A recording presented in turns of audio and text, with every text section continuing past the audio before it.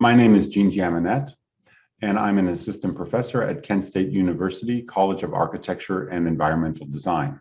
I'll be sharing my paper presentation, Poorly Trained Towards an AI Pedagogy in Architecture, co-authored with Gabriel Esquivel and Shane Booney from Texas A&M University. Since the Renaissance, the discourses of language and drawing established by the classical disciplinary treatise have been fundamental to the production of knowledge within the building arts.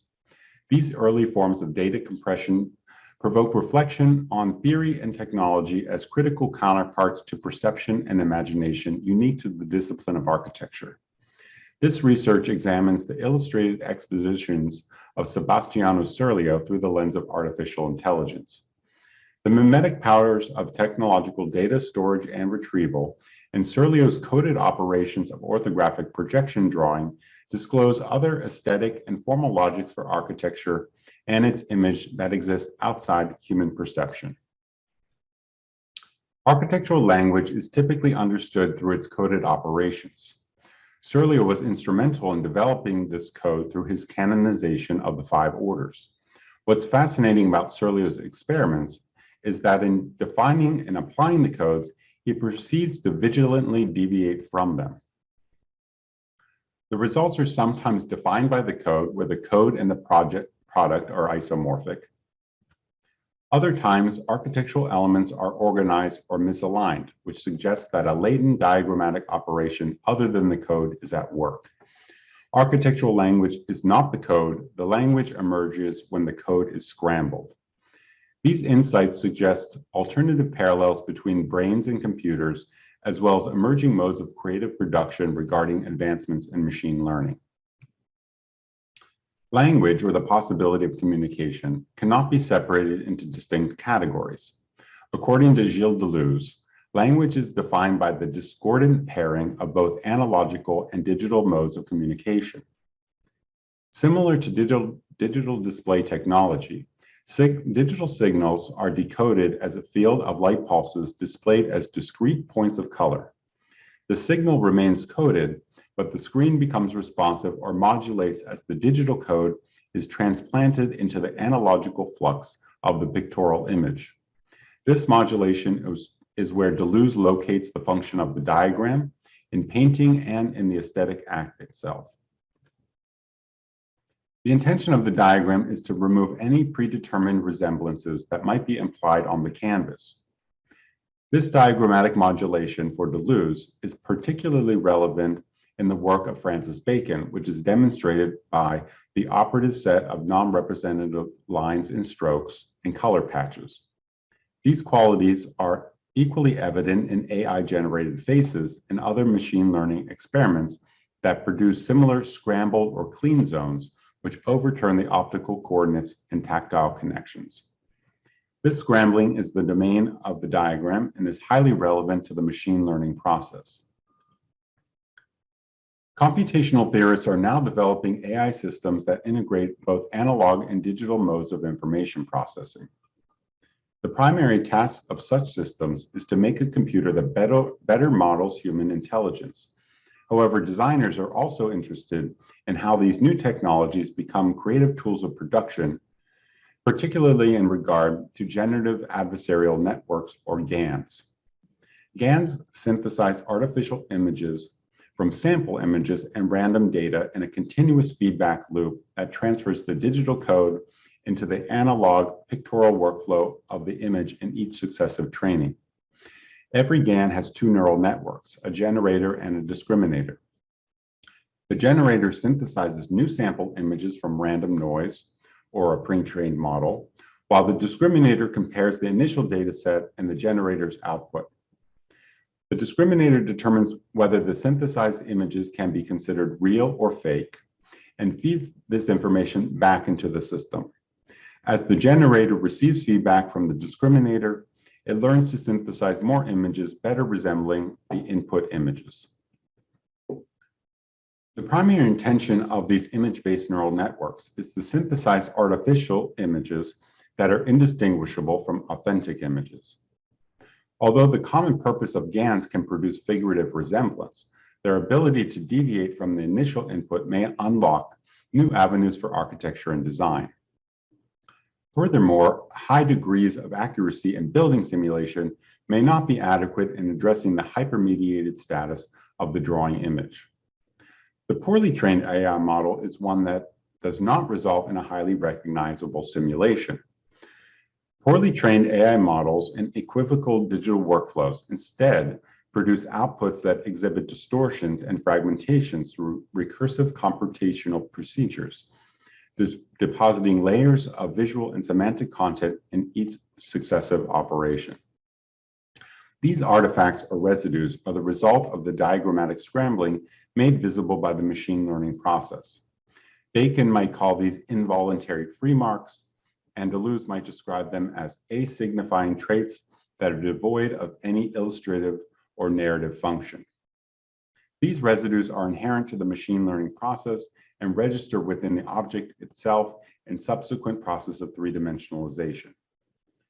The novel intelligence of the GAN, therefore, is not to mislead, but to modulate.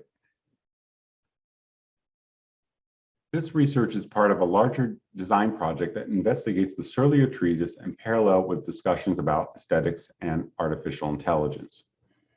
These experiments do not simply synthesize new images that simulate Serlio's drawings, but rather modulate their qualities and problematize their 2D to 3D translation beyond the rules of representation. Several types of GANs were used at different stages of the image-to-object workflow. Style GAN and Syn GAN were deployed to synthesize the 2D data for subsequent 3D modeling processes. The image data sets collected for GAN processing were retrieved from the Avery Architectural and Fine Arts Library's extensive online holdings of the works of Sebastiano Serlio. To create our data sets, pages from the manuscript were downloaded from Avery's repository. Images of individual objects were cropped from these pages in 1024 by 1024 format to accommodate various image-based machine learning platforms. Dataset images were collected based on broad categories of the illustrated objects like columns, porticos, plans, facades, etc. Although Serlio's treatise is organized based on geometry and typology, we chose instead to curate our datasets by object type. Since GANs require input based on superficial likeness between images, our datasets exploit the self-same repetition inherent in Serlio's drawing tectonics. The intention of this dataset curation and subsequent 2D and 3D experimentation was to explore the capacity of the image and its qualities to suggest alternative ideas about materiality and logics of assembly beyond the techniques of orthographic projection and its related narratives of language and representation. Style GAN trainings predominantly generated various image distortions, where Syn GAN outputs seem to break down individual images into smaller fragments. Distortions that were produced reveal other shapes, profiles, and postures of the objects that move the image away from its original resemblance and semantic content.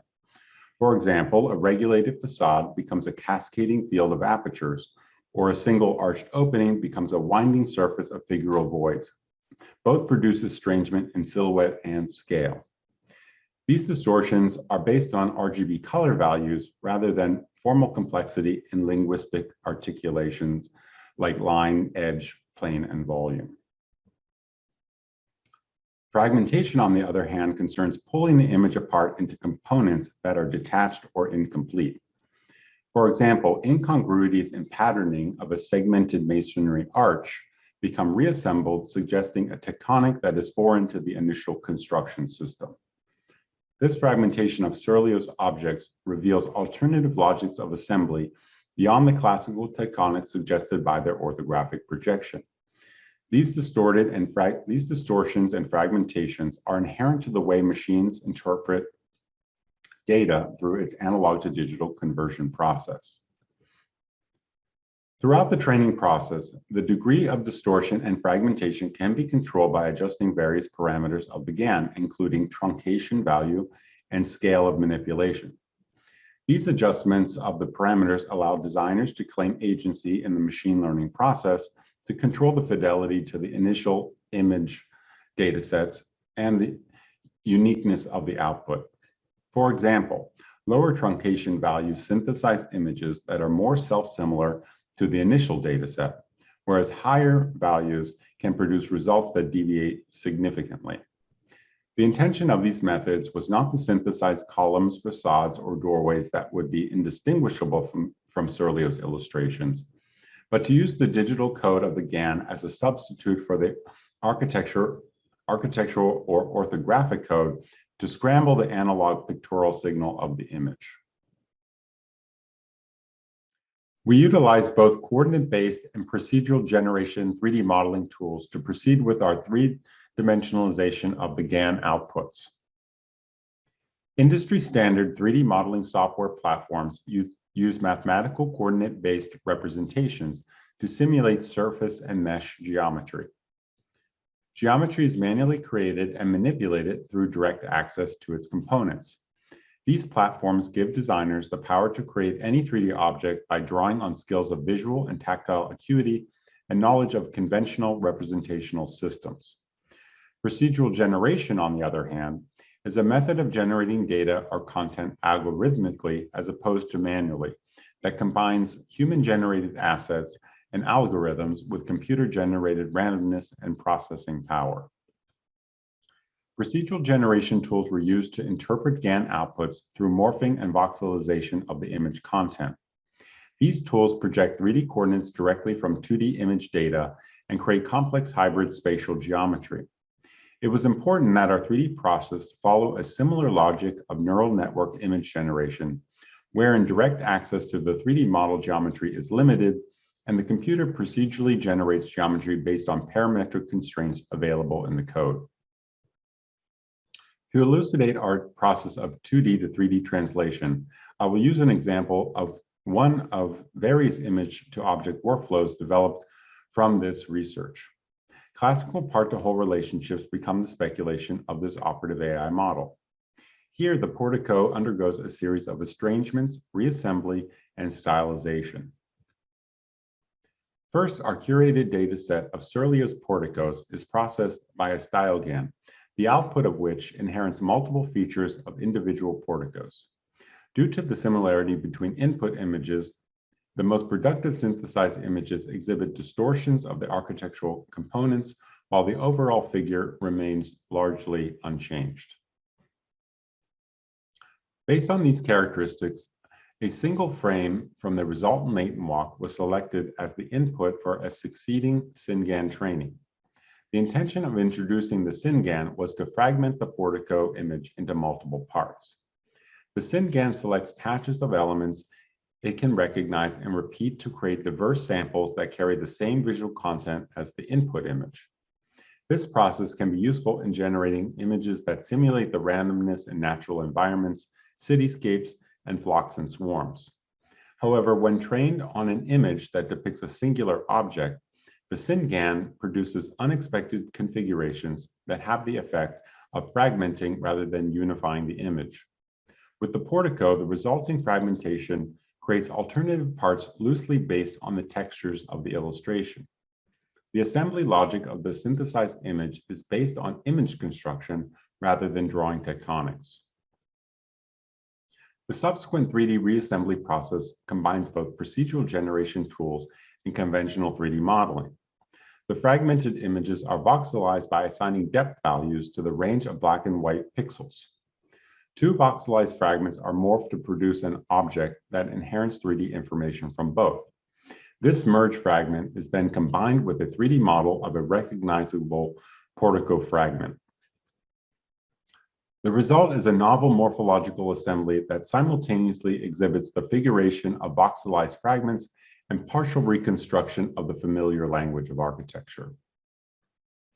The final step in the reassembly process deals with creating additional levels of detail. Utilizing a neural style transfer, the UV map of the morphological assembly is blended with a Serlio detail image, then remapped to the object. Detail is assigned rather than constructed through tectonic joinery. The recursive process of estrangement, assembly, and stylization allows an alternative assembly logic to emerge that becomes a matter of image construction and data processing rather than tectonic joinery or orthographic projection. By cataloging a considerable variety of buildings, details, and typologies in a uniform manner, Serlio, in a sense, created his own dataset 400 years before IBM coined the term. Furthermore, the paradigm of drawing has undergone radical change since Serlio and no longer provides a stable reference for the discipline of architecture. What we think are drawings are actually pictures of drawings or simulations of lines on a digital interface. According to John May, images are inherently dynamic, and our tendency to think of them as static or fixed is a result of the psychohistorical residue of drawings. Likewise, the facility with which these images can be manipulated suggests that the drawing no longer constitutes an original act of creation. These synthesized images and objects are fragmentary, which is a characteristic of the latent diagrammatic operation in Serlio's drawings. However, problematizing the image-to-object workflow contests the hegemony of traditional drawing tectonics and assembly logics associated with orthography.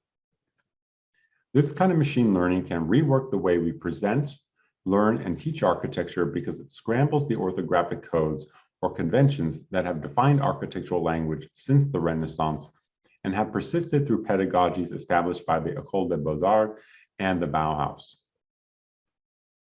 The continuous modulation of analog and digital information processing defies linear design processes and dialectical translations from drawing to building, thereby creating the possibility for new languages to emerge.